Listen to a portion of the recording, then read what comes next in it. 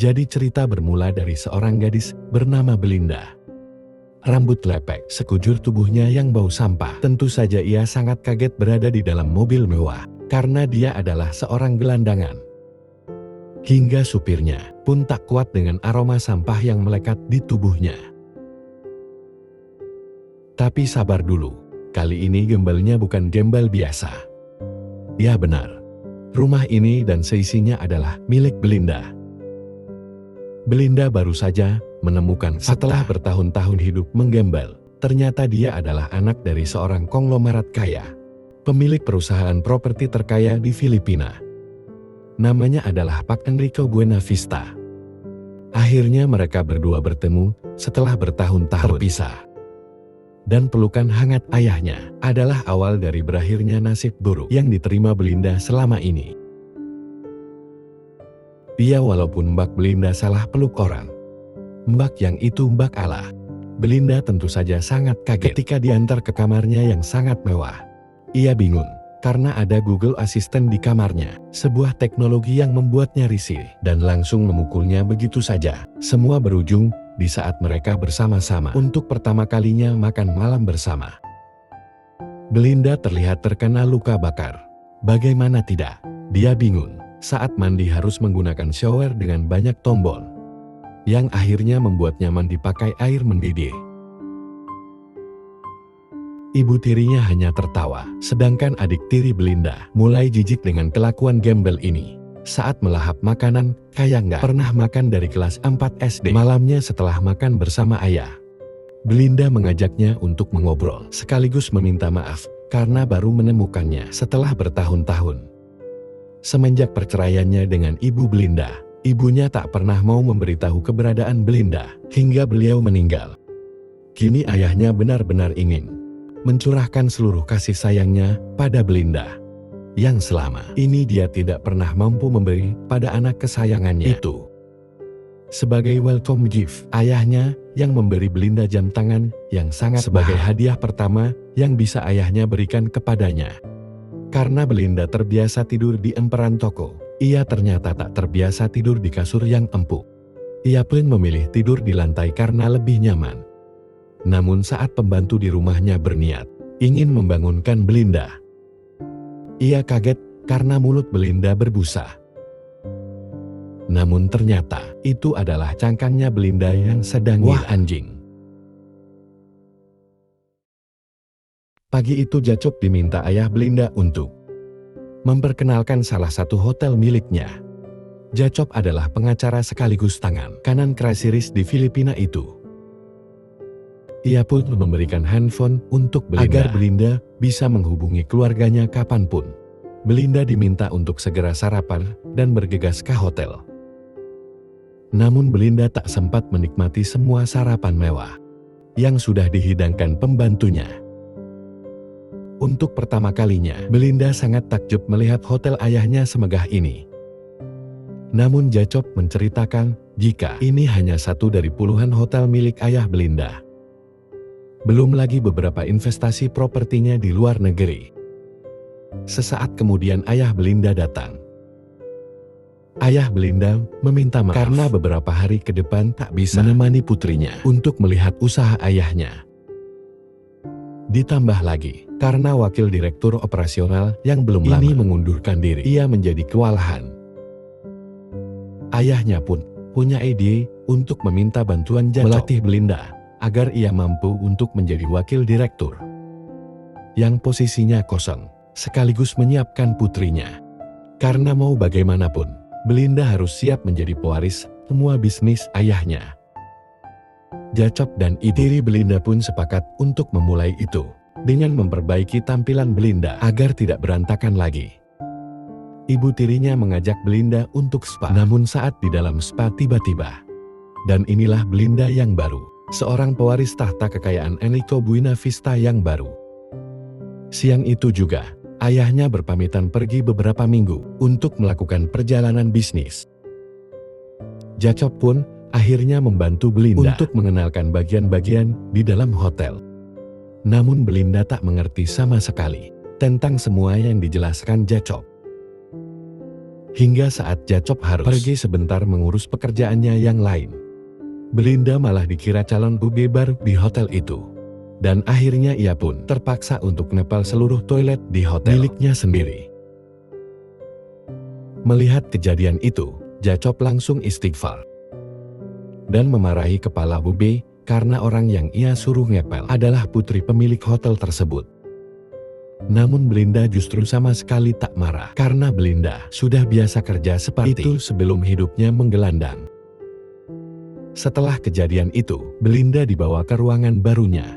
Sekarang Belinda punya ruangan bos tersendiri agar memudahkannya dalam bekerja. Ia juga diminta untuk mengikuti kelas etika dasar tentang bagaimana orang kaya berjabat tangan dan menyambut partner bisnis, serta etika dasar makan saat perjamuan dengan tamu bisnisnya. Dan tentu saja, Belinda bisa mengikuti les privat itu dengan mudah, hingga pelatih pribadinya pun senang.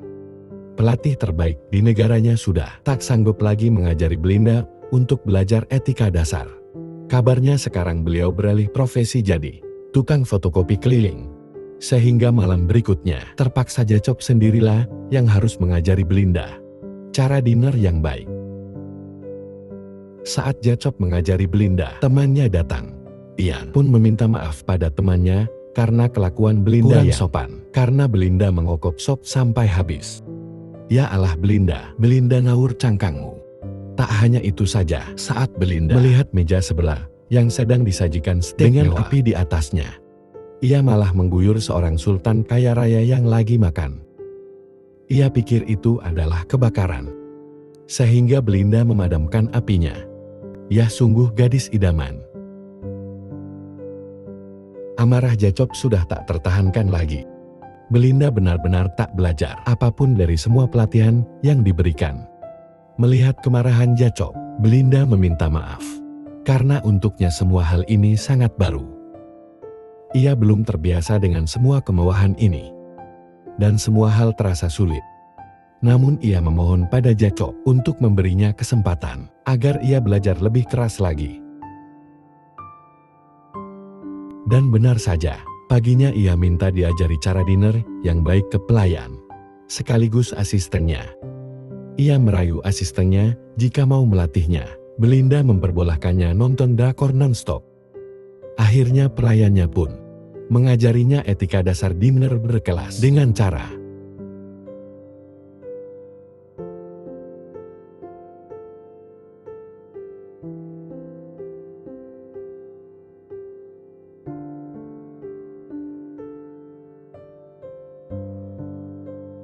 beberapa hari berselang. Belinda mengajak Jacop dinner. Belinda ingin memamerkan bahwa ia benar-benar mau belajar. Ia pun sudah biasa menggunakan sendok dan garpu dengan benar, walaupun belum sempurna. Tapi Jacop hanya tersenyum karena melihat usaha Belinda yang sangat keras untuk benar-benar bisa menjadi wanita mewah dan elegan.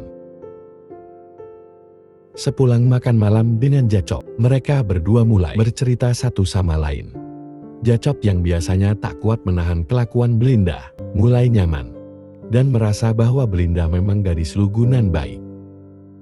Apalagi saat Belinda mulai menceritakan tentang bagaimana dulu dia hidup dan jadi orang yang sangat miskin.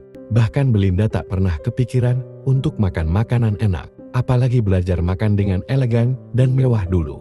Makan telur dadar atau rebus tanpa tambahan apapun sudah menjadi makanan yang sangat mewah untuknya. Tak pernah sedikit pun ia bermimpi tentang hari ini. Untuknya sekarang, mencintai dan dicintai ayahnya yang selama ini tak pernah ia dapatkan adalah anugerah terindah dalam hidupnya. Mendengar hal itu, Jacop dan saya pun terharu dalam perjuangan hidup seorang Belinda. Senyum Jacop yang mereka seakan penanda malam itu adalah malam yang berkesan untuknya. Saat sampai depan rumah, Belinda pun berterima kasih karena sudah diajarkan banyak hal. Begitupun Jacop yang tak kalah bahagia melihat sosok wanita yang luar biasa dalam hidupnya. Dengan malu-malu, mereka berdua pun berpelukan. Sebuah ucapan terima kasih dari lubuk hati mereka berdua yang paling dalam. Hari berikutnya, Belinda dan Jacop terlihat makin akrab. Hari ini Belinda mendapat tantangan baru, yaitu mengikuti rapat direktur di perusahaan. Namun, saat rapat tiba, perut Belinda sudah tak kuat lagi menahan gempuran bom atom di perutnya, yang membuat ia tak fokus menjawab semua pertanyaan direktur lain. Hingga akhirnya,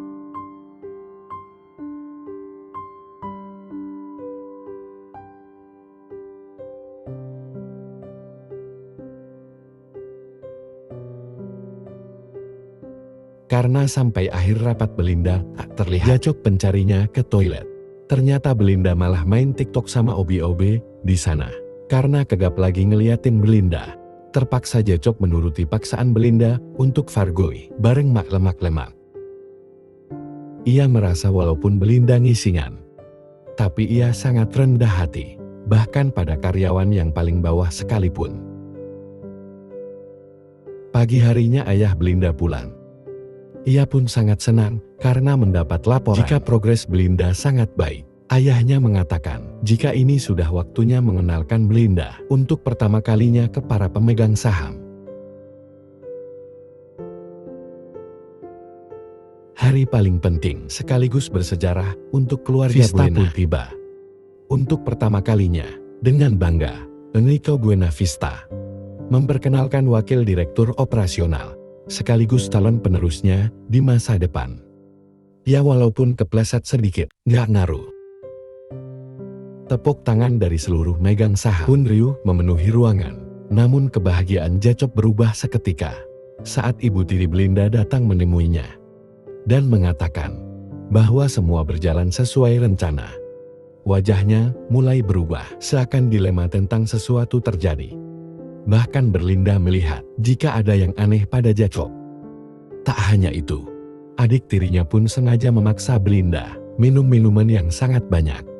Sehingga Belinda tak terkendali lagi. Ia pun mulai berjoget di atas dan direkam oleh adik tirinya.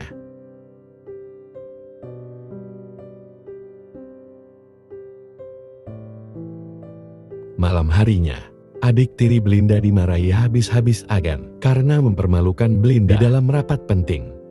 Belinda yang menyendiri di kamar tak tahu harus berbuat apa dengan video mabuknya yang viral. Akhirnya ia memutuskan untuk kabur dari rumah. Namun ia terpergok oleh tukang kebun di rumah itu. Akhirnya seluruh keluarganya pun keluar. Mereka semua mencegah Belinda pergi. Ayah Belinda pun mengajak ngobrol empat mata dengan Belinda. Ayahnya berkata, ia tak berharap Belinda menjadi sempurna, apalagi Belinda baru mengenali dunia bisnis ini.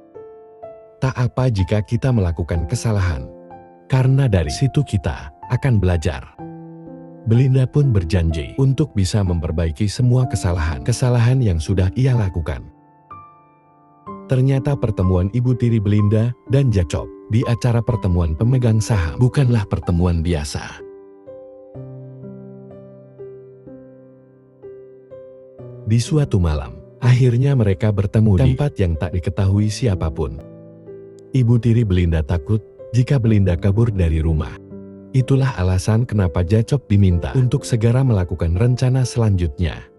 Jika berhasil, Jacop akan ia promosikan jadi wakil direktur. Namun jika gagal, ibu tiri Belinda akan menuduhnya menjadi dalang perencanaan semua ini. Belinda mulai dikenal sebagai bos yang sangat rendah hati. Ia mulai mengkoreksi semua menu makanan di hotel dan mengkoreksi gaji karyawannya di sana yang terlalu rendah. Begitupun saat makan siang, ia lebih memilih beli batagor daripada makan makanan mewah di hotel. Namun ada yang aneh untuknya. Saat Belinda sedang survei di kantor, ia melihat sikap Jacop makin aneh. Seakan ia memang benar-benar menghindari Belinda. Saat meminta tanda tangan di ruangan Belinda, akhirnya ia menanyakan sebenarnya ada apa pada Jacop. Namun Jacop hanya diam saja dan langsung pergi.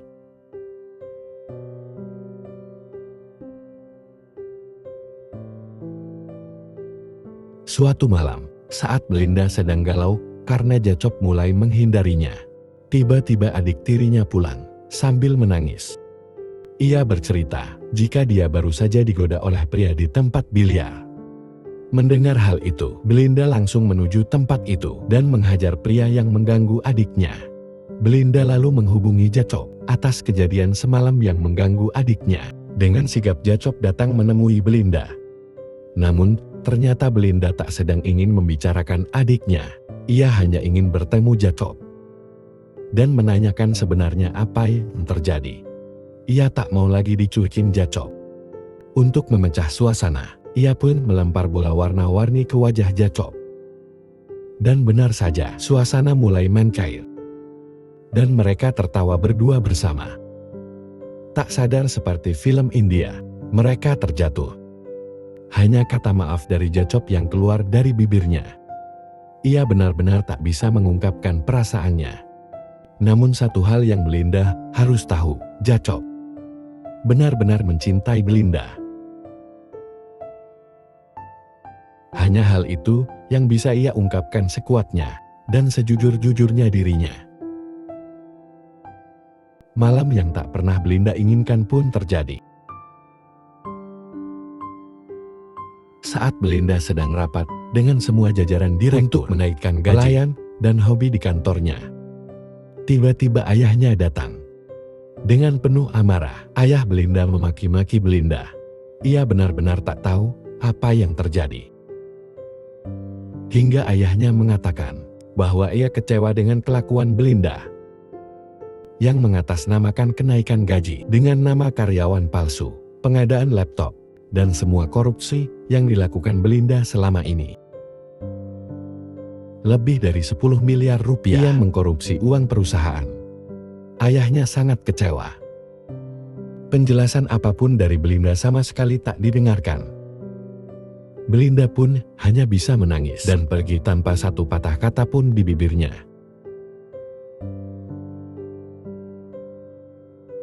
Saat sedang berjalan pergi, tak sengaja, Belinda mendengar pembicaraan ibu tiri Belinda dengan Jacop. Ternyata ibu tirinya lah dalang dari rencana ini. Ia sengaja membujuk ayah Belinda agar mengangkatnya menjadi wakil direktur dan menyuruh Jacop melatihnya. Ia memanfaatkan Belinda yang belum tahu detail seluk-beluk laporan keuangan untuk dipalsukan 10 miliar setiap bulannya. Dan Jacop mengatakan pada butir Belinda, hal itu tak adil untuk Belinda. Mendengar hal itu, hati Belinda hancur. Jacop mencoba menjelaskan semua yang terjadi. Namun Belinda tidak mau mendengarkan apapun.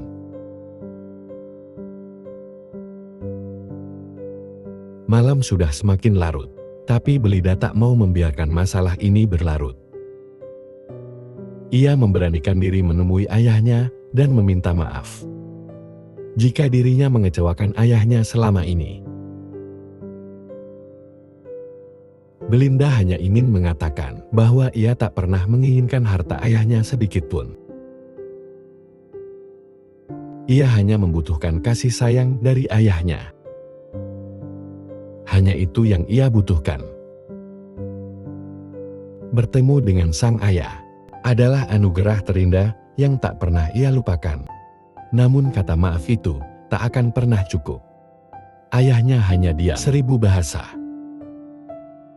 Isak tangis yang tak bisa terbendung menemani hati Belinda yang hancur melihatnya. BNLND hanya mengembalikan jam tangan hadiah ayahnya dan pergi ditemani tangis yang tak terobati.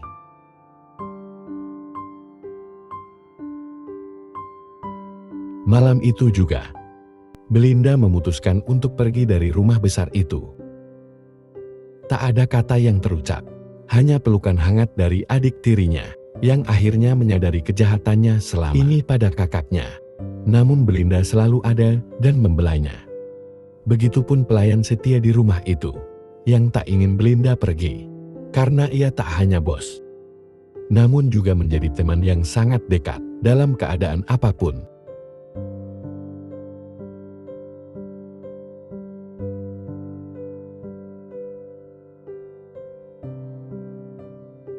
Akhirnya Belinda kembali ke tempat di mana ia berasal. Sebuah perkampungan kumuh, tempat gelandangan, pengemis dan nelayan miskin menjadi satu. Melinda siap menjalani kerasnya kehidupan lagi. Namun setidaknya, perkampungan ini hanya berisikan senyuman penuh kejujuran. Tidak ada tipu daya, hanya kehangatan bersama keluarga, tak sedara, namun lebih dari apapun. Bersama senja yang tak pernah berbohong tentang keindahannya. Akhirnya Jacok membulatkan tekad untuk membongkar semua kebusukan ibu tiri Belinda pada ayahnya. Sekaligus, jika mengundurkan diri dari pekerjaan yang super elit, itu karena ia tak mau lagi menyakiti hati Belinda.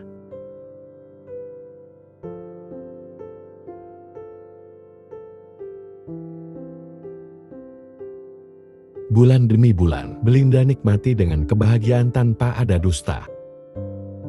Hingga suatu pagi, tiba-tiba ayah Belinda datang. Akhirnya ia mengetahui semuanya, dan sudah memasukkan ibu tiri Belinda dalam penjara.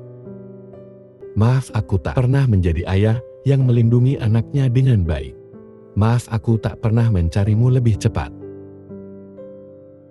Maaf atas semua tuduhan tanpa bukti padamu. Dan maaf tak pernah menjadi ayah yang bisa kau banggakan. Ayahnya pun mengajak Belinda untuk pulang ke rumahnya lagi. Namun Belinda ingin menegaskan satu hal pada ayahnya. Belinda selalu sayang ayah. Yang ia butuhkan hanyalah dekapan ayah.